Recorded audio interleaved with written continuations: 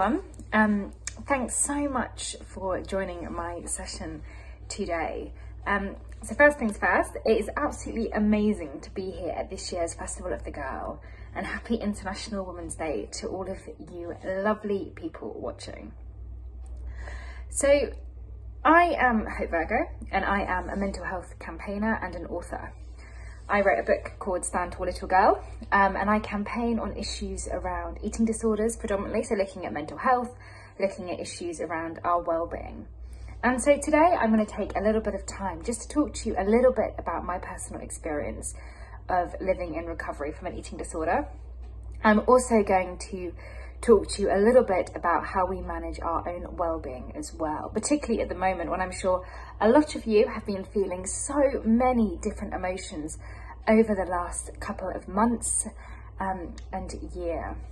But before I start with sharing a little bit more about me, I wanted to ask you guys a question. I don't know if you can see the screen, but the question that I had for you, and if you turn to the person that you're sitting with perhaps, or if you're sitting on your own, if you think about it for yourself, I want you to draw a picture of yourself, a little stick person. I'm like the most uncreative person ever, so mine will literally just be a stick person. What I want you to do then is I would like you to do arrows at the points of your body where you have been unwell over the last year. So for me, I would draw my sick person, and then I would then have an arrow pointing to my head saying that I've had a headache at some point this year. I've also had a sore throat. I also, a couple of weeks ago, had an eye infection in this eye. And I'm trying to think what else I've had. I think I've probably hurt my knee at some point as well. Not badly, but just from doing some running and things like that. So yeah, draw your sick person and have a look at it. I'm just going to give you a couple more seconds to do that. And feel free to pause the video if you need more time as well. So once you've got your sick person and you're kind of looking at it, I want you to think about actually, what do all of those illnesses that you've written have in common? And I'm sure for most of you, they will all be physical illnesses. So they're illnesses that have happened to our body. But as you heard a moment ago, I do a lot of mental health campaigning. So I talk more about the illnesses that happen with our brains and internally as well. So mental health is about our feelings and our emotions. It's how we feel on a day-to-day basis. It's when we feel happy, it's when we feel sad, it's when we're laughing, and it's how we feel generally in our bodies. 1 in 4 people will have a mental health issue that is diagnosed as being something that needs that additional support. But every single one of us has mental health. Every single one of you has mental health. Like we all have physical health, like we all have bones in our bodies, like we all get headaches maybe or sore throats. Every single one of us will have mental health, and throughout your life, you will work your way up and down that spectrum. You might have really good mental health and be really happy all the time, but you might also have those days where you feel really, really challenged and when you feel really unhappy and really sad about things. And on those days, you might work your way back down that spectrum to feeling slightly less okay. The mental health issue that I'm going to talk to you a little bit about today is something that I experienced as a child, and that is called anorexia. I'm sure some of you will have heard of anorexia and eating disorders. And if you're watching with a parent or a guardian or a carer, or your friends as well, like, use this as an opportunity to start opening up these conversations and really, really talking about how you're feeling on a day-to-day basis. For those of you who don't know, anorexia is a type of eating disorder, and an eating disorder is a type of mental illness. When we're talking about eating disorders, we're talking about a way that we cope with things. So we might have had a really hard day, and if you've had an eating disorder, you take out those feelings in the form of food. And despite eating disorders having a very physical aspect to them, they are in fact a mental illness. So I developed anorexia when I was about 12 years old. To me, the anorexia was like having this best friend with me the entire time. It gave me this value and sense of purpose every single day. It controlled me from the moment that I got up to the moment I went to bed in the evening. And it actually became everything that I needed. Looking back, the anorexia never made me that happy. But at the time, I thought it was just what I needed. I thought it was like this magical solution to life that would make everything feel okay. I lived with it for about 4 or 5 years before anyone realised that anything was the matter. Eventually, after people started to realise that something was the matter, I ended up going into my GP, trying to get a diagnosis, and then finally being admitted to a mental health hospital where I spent the next year of my life trying to recover. So you'll be able to see the hospital format that I was in if you look really, really closely. So as you can see in this picture, it was basically like a massive house. I grew up in Bristol, so this house was right on the outskirts of Bristol. We had massive grounds where we could run around outside, we could sit in the sunshine. And then this is the actual hospital in itself.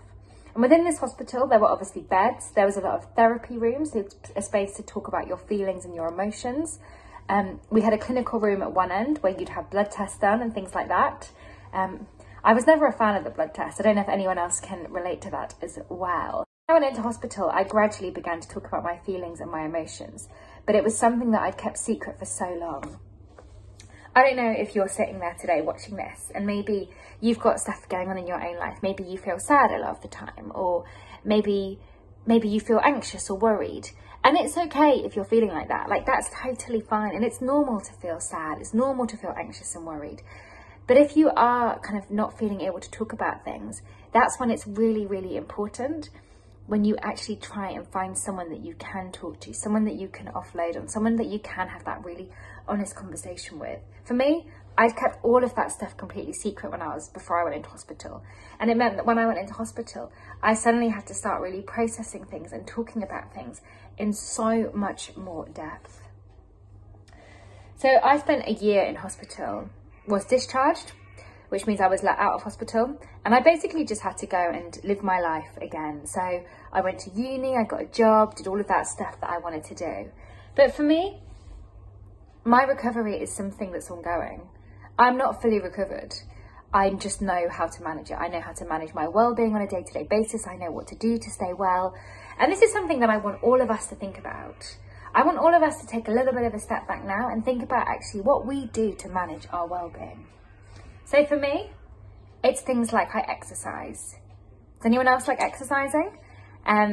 I use movement as a way to really, really manage my headspace and to manage my well-being. For me, it's really important to make that distinction between whether I'm exercising because I enjoy it and because I want to do it, or because I feel like I have to. But once I've made that distinction, it can be really, really, really helpful for me. The next thing is around knowing what those things are that make me feel stressed or upset or angry, and then working out how to deal with them. Again, you guys might have your own things. You might find school really stressful, or your exams might make you really upset. Or you might at the moment just be feeling quite anxious a lot of the time. We are in a pandemic and things are quite difficult right now. But actually taking a little bit of a time to work out what these triggering situations are and what you can do about them, then allows you to have that space to keep pushing further forward and to actually manage your mental health in a better way. I'm also really, really mindful of what sort of stuff I watch on the telly and what I look at on social media. Again, I think it's really important to not flood our minds with things where we're made to feel self-conscious or bad about our bodies in any sort of way whatsoever. And then finally, just talking about things. So I had my first therapy session when I was 9 years old. I'm not sure if any of you are 9 years old. I'm also not sure if any of you have had therapy yet. But actually being like 9 years old and having to go to therapy, I found it really, really difficult. I was really, really embarrassed about it. I thought I had something the matter with me. I thought I was like this mad woman running around, and I was just so stressed about telling anyone what was going on. So I just kept everything a secret. I didn't tell any of my friends that I had therapy sessions because I just didn't want anyone to know. But actually the thing is having things like therapy is totally okay. It's not something that we should all be embarrassed about, but actually some of us just need it, and that is again okay. And then the final thing is talking. So looking at your support network around you. So what I want you to do on your next piece of paper is I want you to draw a hand. You can trace around your own, that's probably easier. That's what personally I would do. As you know, I'm so uncreative. And I want you to let that image that you've drawn, and I want you to think about who in your life you can talk to about things, who in your life you can have that really honest discussion with. Ideally, I always think we need 5 people for this. So on my list is my boyfriend, is my mum, is my little sister Molly, my best friend Nikki, and then my fifth one is probably my older sister Kate. But actually having those 5 people in my life is so, so important for managing myself. Who have you got in yours? Who do you feel like you can really talk to about things? Who can you be 100% honest with about what you're feeling on a day-to-day basis? I know it can be really, really scary to talk about our emotions. It can feel really difficult. You might feel like no one really cares or no one listens.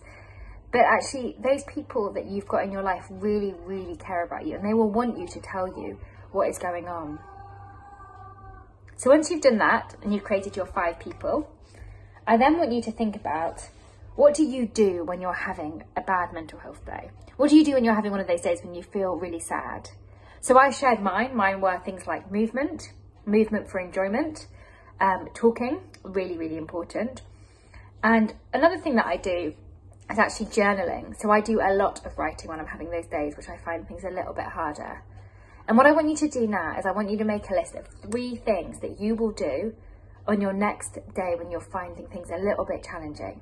So whether that's journaling, whether that's talking, whether that's listening to music, perhaps going for a walk. I don't know if you've got a pet, but I always found when I lived at home with my mum, we had a dog, and actually having a dog really, really helped my mental health. So I want you to think about those 3 things that you will do, and make sure that you make a little commitment to yourself now to actually do those 3 things the next time you're really struggling. But thank you guys for listening, all of you. I hope you found it interesting and insightful.